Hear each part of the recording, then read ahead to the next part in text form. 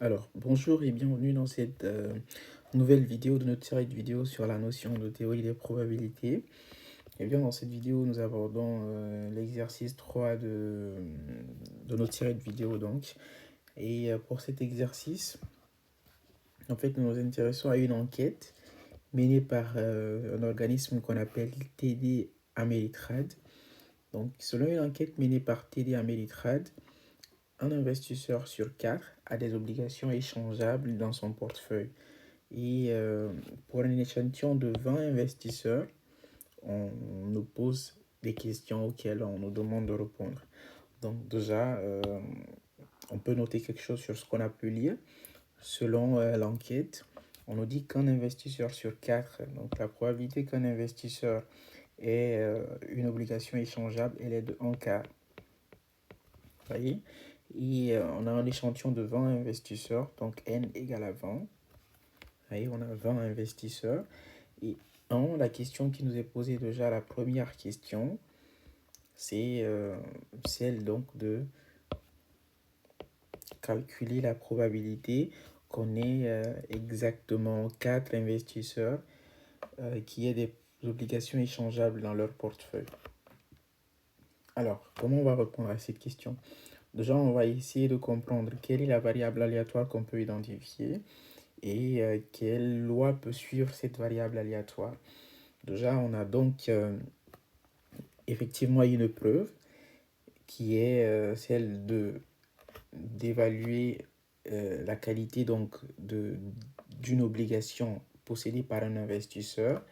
Donc, si on prend un investisseur dans l'échantillon de 20, on se pose la question, est-ce qu'il dispose d'obligations échangeables? Donc, c'est soit il l'a ou il ne l'a pas. Donc, on a deux issues pour une preuve. Donc, a priori, une preuve de Bernoulli. Mais cela dit, on a 20 investisseurs, c'est-à-dire qu'on répète l'épreuve pour 20 personnes. Donc, au final, lorsqu'on répète une preuve de Bernoulli N fois, en l'espèce 20 fois, ça nous ramène à une expérience, une loi binomiale, donc une variable aléatoire qui va suivre une loi binomiale. Et au final, on va donc dire ici qu'on va noter x, la variable aléatoire qui va compter le nombre de succès. Et ici, en fait, le succès, ça sera la valeur donc liée à notre probabilité qu'on a un quart. Donc, un quart, c'était la probabilité donc qu'un investisseur ait des obligations échangeables. Donc, donc X sera la variable aléatoire qui va compter le nombre d'investisseurs possédant des obligations échangeables dans son portefeuille. Le nombre d'investisseurs dans leur portefeuille. Nombre d'investisseurs possédant des obligations échangeables. Je vais mettre OE pour aller plus vite. Donc au final, vous l'aurez compris, X va suivre une loi binomiale de paramètres NP, c'est-à-dire 20 et un quart. Voilà. Donc, comme ça, on pourra facilement répondre à la première question. On nous demande donc la probabilité qu'on ait exactement, exactement, c'est-à-dire l'exactitude, donc l'égalité, la probabilité qu'on ait exactement 4 investisseurs. Donc, la probabilité que le nombre d'investisseurs possédant des obligations échangeables soit de 4, qu'on ait 4 investisseurs qui aient des obligations échangeables dans leur portefeuille. Et donc, au final, en fait, déjà ici, on se rappelle que la probabilité liée à ceci, donc lorsqu'on veut K succès, c'était simplement NK. Donc NK, P à la puissance K, 1 moins P à la puissance N moins K. Donc ici, vous avez P x puissance 4, c'est donc N qui est 20, notre N, et K, donc 4, fois P. Donc P, c'est 1 quart, un investisseur sur 4, on a dit, qui avait des obligations échangeables, à la puissance donc 4, qui est notre K, fois 1 moins P, donc à la puissance 20 moins 4. Vous voyez? Donc ça vous fait donc, effectivement, ici, vous avez le 20. On va juste faire un détour. On l'avait abordé dans la vidéo sur les lois binomiales, mais bon, on va un peu aussi l'utiliser là et un peu détailler. Donc, une combinaison de 20 éléments pris 4 par 4, ça vous fait 20 factoriel, donc n, sur 4 factoriel fois la différence, c'est-à-dire 20 moins 4 factoriel. Vous voyez? En fait, c'est 20 factoriel, le n, ça c'est comme si vous aviez nk, comme on l'avait dit précédemment dans la vidéo.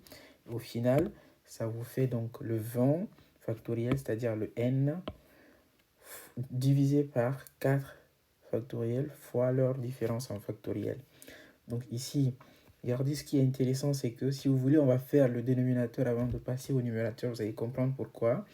Ici, vous avez 4 factoriel et lorsqu'on fait la différence, ça nous fait 16. Donc 16 factoriel. Et donc, au final, au numérateur, vous avez aussi 20 factoriel. Mais ce qui est important, c'est que en fait, on va raccourcir cette écriture, on va la simplifier en faisant 20 fois 19. On avait abordé la manière de calculer donc les factoriels. Il fallait décroître d'une unité à chaque fois jusqu'à obtenir 1. Mais cette fois, on va faire 20 fois 19 fois 18 fois 17 fois 16.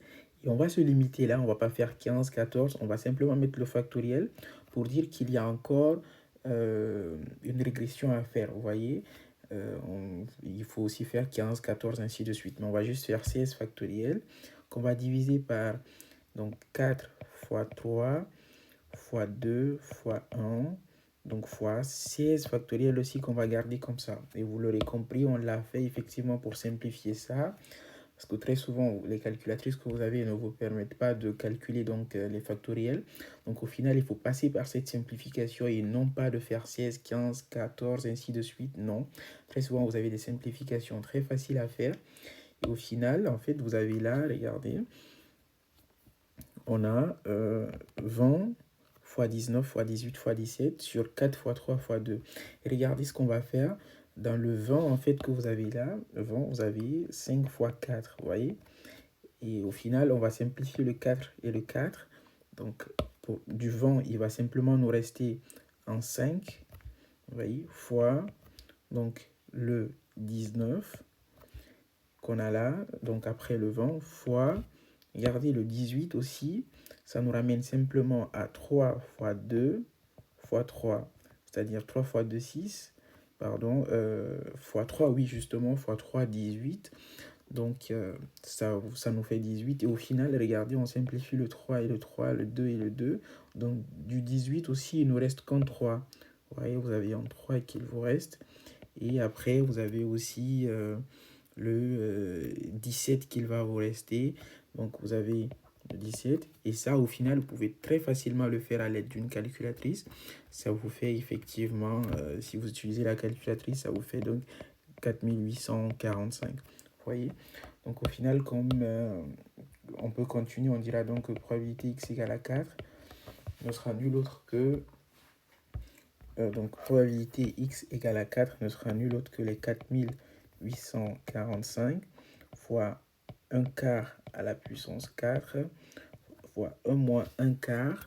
Donc 1 moins 1 quart, ça nous fait effectivement 3 quarts. Donc 3 quarts, vous voulez, vous faites comme ça simplement. Vous avez 1 fois 4 moins 1 fois 1. Donc 4 moins 1, ça te fait 3 sur 4. Donc vous avez 3 quarts à la puissance 16. Et là, il faut utiliser la calculatrice au final pour trouver ce résultat. Et ça, juste en utilisant donc la calculatrice, vous avez ceci qui vous donne au final, juste un instant, ça vous donne 0,1897. Donc soit 18,97% si vous voulez, sensiblement, parce qu'il y a des valeurs. Voilà. Donc vous avez 18,97% de chance d'avoir exactement 4 investisseurs sur un échantillon de 20 qui ont des échantillons échangeables. Et donc, on passe à la deuxième question. La deuxième question, en fait, c'est celle de calculer donc la probabilité qu'au moins 2 investisseurs aient des obligations échangeables dans leur portefeuille. En fait, ça... déjà, la notion de au moins 2 investisseurs, à quoi ça nous ramène? Lorsqu'on nous dit au moins 2 investisseurs, ça veut dire qu'au bas mot, il faudrait qu'on ait 2. C'est-à-dire la plus petite valeur, c'est 2. Donc au moins, c'est-à-dire c'est soit 2, 3, ainsi de suite. Donc au moins, 2 investisseurs, donc c'est la probabilité que déjà X c'est le nombre d'investisseurs qui a des échantillons, qui a des obligations échangeables. Donc au moins 2 investisseurs, c'est-à-dire que X soit supérieur ou égal à 2, vous voyez. Donc c'est la probabilité que X soit supérieur ou égal à 2. Et au final, nous sommes dans un échantillon de 20 investisseurs. Donc la probabilité qu'au moins 2 investisseurs aient des obligations échangeables, c'est soit on a la probabilité, c'est soit on a 2 qui ont exactement 2, ou on a 3, auquel cas, oui, effectivement, on est au-delà de 2, mais on avait dit au moins, donc on peut se permettre d'avoir plus. Donc c'est soit, ici, on a 2, soit vous avez 2, 3, 4, jusqu'à 20, vous voyez. Donc en fait, il revient à faire la somme probabilité de x égale à 2 plus probabilité x égale à 3 plus point de suspension probabilité x égale à 20. Vous voyez, ça c'est un calcul fastidieux. On peut le contourner en prenant simplement l'événement contraire parce qu'on voit qu'il y a moins de probabilité à calculer sur l'événement contraire que sur cet événement lui-même. Donc le contraire d'obtenir au moins 2 investisseurs, c'est obtenir au final moins de 2 investisseurs, vous voyez. Donc vous avez, donc c'est 1 moins, pardon, c'est 1 moins la probabilité de x est inférieure à 2, vous voyez, parce qu'au final, si vous voulez, vous restez simplement dans le cadre mathématique, le contraire de x supérieur ou égal à 2, c'est x strictement inférieur à 2. Donc la probabilité qu'on ait de X investisseurs qui ont des probabilités, donc qui ont la probabilité pardon, qu'on ait au moins 2 investisseurs ayant des obligations échangeables est égale à 1 moins la probabilité qu'on ait moins de 2 investisseurs ayant des obligations échangeables, c'est-à-dire moins de 2 investisseurs, 1 investisseur ou 0 investisseur, vous voyez. Donc là, au final, ça nous fait simplement 1 moins. On ouvre donc la parenthèse. Ici, vous avez x inférieur à 2. Lorsque x est inférieur à 2, ça veut dire que x est égal soit à 0, soit à 1. Vous voyez? Donc, ça fait la probabilité que x soit égal à 0 plus la probabilité que x est égal à 1. C'est-à-dire que la probabilité qu'on ait moins de 2 investisseurs ayant des obligations échangeables, c'est en fait la probabilité qu'on ait 0 plus la probabilité qu'on ait 1. Parce que voici les deux seules possibilités qui réalisent cet événement-là, avoir moins de 2 investisseurs, vous voyez. Donc au final, on se rapporte à dire que cette probabilité, en fait, pour laquelle il fallait calculer pas mal de probabilités, ça nous ramène simplement à 1 moins p de x égale à 0 moins p de x égale à 1, vous voyez. Et là, on calcule simplement p de x égale à 0 et p de x égale à 1. Et voilà, p de x égale à 0, donc, attendez, j'utilise le bleu. P de x égale à 0, donc c'est n éléments pris 0 à 0, 0 par 0, donc 0 à 0, pardon, ça ferait donc n c'est 20, 20 dans 0, donc fois p à la puissance k, donc p c'est 1 quart, vous voyez, je reviens là, ce sont juste ces données que j'utilise, donc vous avez n et k, p 1 quart, à la puissance k. Donc k, en fait, n'oubliez pas que le k, c'est ici. Parce que dans la formule, vous avez x égale à k. Donc voici notre k. Et au final, donc ça nous fait à la puissance 0 fois 1 moins p, donc 1k à la puissance n moins 0. Donc 20 moins 0, vous voyez. Je mets tout pour qu'on puisse comprendre très bien. Donc ici, vous avez déjà 20... donc on a 20 éléments pris 0 à 0, donc ça nous fait 20 factoriel sur 0 factoriel fois leur différence, donc 20 moins 0 factoriel. Ça nous fait donc 20 factoriel. On avait dit que par convention, 0 factoriel, ça nous faisait 1. Donc, ça nous fait 1 fois 20 moins 0, c'est 20. Donc, 20 factoriel. Au final, en simplifiant 20 factoriel et 20 factoriel, on a 1 sur 1. Parce que ici, comme si on avait fois 1. Donc, on a 1 sur 1, ça nous fait 1. Donc, si vous voulez, en cas général, pour vos prochains exercices, retenez que lorsque vous avez n, combinaison de n éléments pris 0 à 0, ça vous fait simplement 1, l'unité. Donc, pour continuer, on aura donc ici donc 1 fois 1 quart à la puissance 0, tout nombre à la puissance 0, ça nous ramène simplement à l'unité. Donc, une fois 3 quarts, donc parce qu'on a 1 moins 1 quart qui nous fait 3 quarts. Donc, vous avez 3 quarts à la puissance 20 moins 0, c'est-à-dire à la puissance 20. Donc, ici, ça nous fait 3 quarts à la puissance 20. Voilà, je vous laisse calculer avec la calculette. Donc, au final, et de cette même manière, vous avez aussi probabilité de x égale à 1 qu'il le faut aussi calculer. Au final, vous avez 20 éléments payés 1 à 1 et fois 1 quart à la puissance 1 moins 1 quart à la puissance 20 moins 1. Vous voyez? Et ça, qu'est-ce que ça nous donne comme résultat? Vous avez donc déjà, on va faire la même chose. Vous avez 21, ça vous fait 20 factoriel. 1 factoriel fois 20 moins 1 factoriel, ce qui vous fait 20 factoriel. On a dit que 1 factoriel c'était 1, donc on peut ne pas le noter. 19 qui est 20 moins 1 factoriel. Vous voyez, donc ici vous avez 20.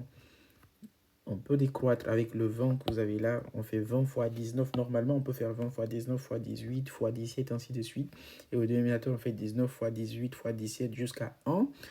Mais bon, on peut simplement se limiter à 20 fois 19 factoriel sur 19 factoriel. On simplifie. Et au final, ça nous ramène 20. Vous voyez? Donc ça aussi, vous avez une formule générale. C'est-à-dire que lorsque vous avez un élément pris en a 1, ça vous fait simplement 20. Ça vous fait n, pardon. Si vous avez 1001, ça fait 1000. Donc au final, on a cette probabilité aussi qui nous fait la probabilité que x égale à 1. Ça nous fait donc 21. Donc ici, on a dit que c'était 20 fois 1 quart à la puissance 1. Donc 1 quart simplement fois 3 quarts à la puissance 19. Vous voyez? Donc 20 fois 1 quart, ça nous fait 20 divisé par 4. Ça nous fait 5 fois 3 quarts à la puissance 19. Vous voyez? Au final, on peut donc dire, regardez, on revient. Tout cela, c'était pour effectivement, au final, calculer ceci. Donc, je fais comme ça. Au final, c'était pour ceci. Donc, on revient à la probabilité que x soit supérieur ou égal à 2, donc est égal à 1 moins p de x égale à 0 moins p de x égale à 1. Donc 1 moins p de x égale à 0, regardez, c'est celui-là. Donc c'est ça. Donc ça nous fait 1 moins 3 quarts à la puissance 20. Vous voyez, moins, donc je fais juste ça au final pour que vous puissiez comprendre, moins p de x égale à 1 qui est égal à 5 fois 3 quarts à la puissance 19. Donc vous avez aussi ici, il faudra donc utiliser la calculette pour trouver le résultat. Et au final, vous avez 0,9757, pardon, soit 97,57%. Vous voyez, donc vous avez exactement 97,57% de chance d'avoir au moins deux des investisseurs qui a des obligations échangeables. Donc, qui ont des obligations échangeables, pardon, deux des investisseurs au moins. Voilà, donc ça c'est la deuxième question, c'était la deuxième question. Au final, la troisième question, c'est si nous trouvions exactement, s'il nous arrivait de trouver 12 investisseurs qui ont des obligations échangeables dans leur portefeuille, est-ce qu'on douterait de la véracité des résultats de l'enquête? C'est-à-dire que si dans cet échantillon, on avait 12 investisseurs qui ont des obligations échangeables, est-ce qu'on se dirait, bah, au final, cette enquête n'a pas l'air d'être crédible? Bah, pour répondre à cette question, on va déjà voir c'est quoi la probabilité pour nous d'avoir 12 investisseurs qui ont des obligations échangeables. Exactement 12. Donc P de X égale à 12. Au final, vous avez, c'est égal en fait à 20 sur 12. Oui, c'est en automatisme. Hein. Ce sont les mêmes calculs au final. Donc P à la puissance K, donc K qui est 12, fois 1 moins P à la puissance N moins K, donc 20 moins 12. Et ça nous fait donc, regardez, je fais directement le calcul, ça nous fait 20 factoriel, 12 factoriel, et la différence, donc 20 moins 12, ce qui vous fait 8 factoriel. Je vous le fais comme ça pour qu'on puisse aller un peu plus vite. Donc ça nous fait 20 factoriel sur 12 factoriel fois leur différence, fois 1 quart à la puissance 12, fois 3 quarts à la puissance 8. Vous voyez? Donc ici, en fait, le factoriel, on va le calculer néanmoins, c'est très intéressant. Donc ça nous fait 20, je vais le décomposer pour vous du moins, ça vous fait 20 fois 19 fois 18, jusqu'au 12 en fait, jusqu'à la première grande valeur qu'on a au dénominateur, afin de simplifier. Donc voilà ça, fois 16, fois 15, fois 14, fois 13, fois 12. Malheureusement, il faut procéder ainsi. Fois... Donc, on garde le 12 simplement pour pouvoir simplifier sur 12 factoriel fois... Et le 8, on le décompose finalement. Donc, ça fait 8 fois 7 fois 6 fois 5 fois 4 fois 3 fois 2 fois 1. Vous voyez? Donc, ça, multiplié par 1 quart à la puissance 12 sur 3 quarts à la puissance 8. Vous voyez? Donc, on va simplifier 12 et 12 ici. Et le 8 également, il pourra se simplifier en fait avec, par exemple, le 8, on pourra le simplifier avec le 16 qu'on a là, qui est 2 fois 8, ainsi de suite, le 7 et le 14. Mais bon, vous pouvez simplement utiliser la calculatrice, faire le produit de tout ceci, tout ce que vous avez au numérateur, et diviser par le dénominateur sans pour autant vous embêter à simplifier. Vous voyez? Et vous multipliez par... tout ce que vous avez devant. En fait, là, vous pouvez vous permettre de ne pas simplifier parce qu'il est plus facile, il est plus prudent de directement faire le calcul que de s'embêter à simplifier au final, de s'exposer à une erreur de calcul qui va vous pousser à ne pas trouver le résultat alors que vous avez la procédure qui est juste. Donc au final, après calcul, vous aurez la probabilité que vous ayez 12 investisseurs exactement qui est égal à 0,0075, soit en multipliant par 100, donc soit 0,075% des investisseurs en fait qui ont exactement 12 obligations échangeables dans leur portefeuille. Donc pour revenir en fait sur la question, on nous demandait si on trouvait exactement 12 investisseurs en faisant un sondage, donc est-ce qu'on douterait de la véracité des résultats? Mais eh bien au final, on voit que la probabilité qu'on ait 12 investisseurs exactement, elle est très faible. Elle est de 0,075%, quasiment nulle en fait. Donc il y a très peu de chances, les chances sont quasiment nulles qu'on trouve 12 investisseurs. Et donc si on fait un sondage sur cet échantillon et qu'on trouve 12 investisseurs, au final ça peut nous pousser à remettre en cause, à remettre en question la véracité de cette enquête, parce qu'au final l'enquête, des calculs qu'on a pu établir, des résultats de l'enquête, parce que n'oubliez pas qu'on est parti du postulat que l'enquête a pu établir qu'un investisseur sur 4 avait une obligation échangeable dans son portefeuille.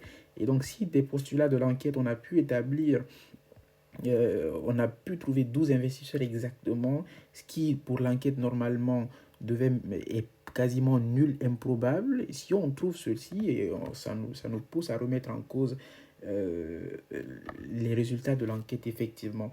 Donc pour conclure, si vous voulez, je vous mets juste ceci. Bien, il n'y a pas de souci, je vous mettrai simplement un document donc